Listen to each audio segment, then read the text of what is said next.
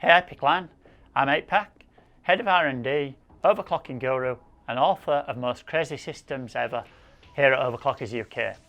And I'm here to give you my 5 top tips to getting the best out of your gaming system or selecting the correct components. Tip number 1. Always enable XMP for your memory sticks in the BIOS.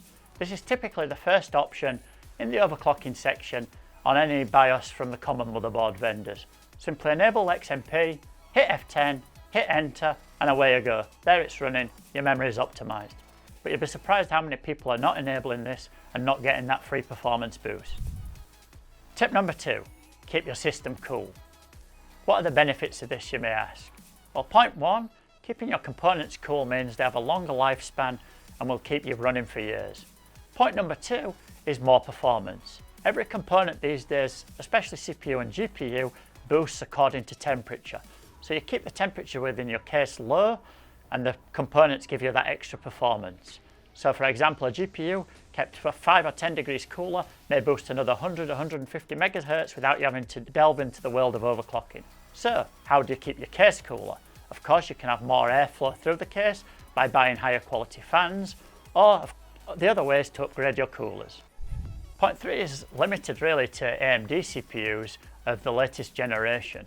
It's better not actually on these CPUs if you're gaming to overclock. So no need to overclock, just rely on the boost algorithm, which takes the maximum frequency of just 1 or 2 cores to the maximum possible to help your gaming. If you like doing professional uses for these CPUs such as rendering or simulation, then it's actually beneficial to overclock the CPU.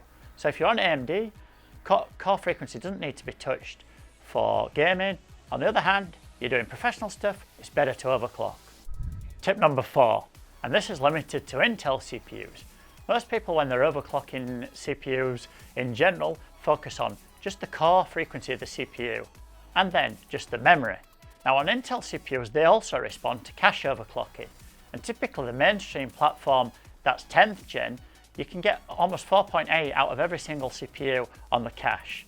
Now that even on a 10900K is 600 MHz over stock and is equivalent to overclocking your CPU for gaming to around an extra 200 MHz. So well worth it for the free performance. Point 5, and probably the most important point within my tips, is allot your budget accordingly to what tasks you are doing with your system. So if you're gaming, put most of your budget into the GPU because it's the GPU that's pushing the pixels around the screen, giving you those extra good graphics. In gaming, CPU and memory are not as important as GPU, so allot maybe 60% of your budget there. Always don't skip on the PSU and don't skip on the quality of your cooling. So there was 8Pack's top 5 tips for gaming systems. Now my tips in general is, just get huge.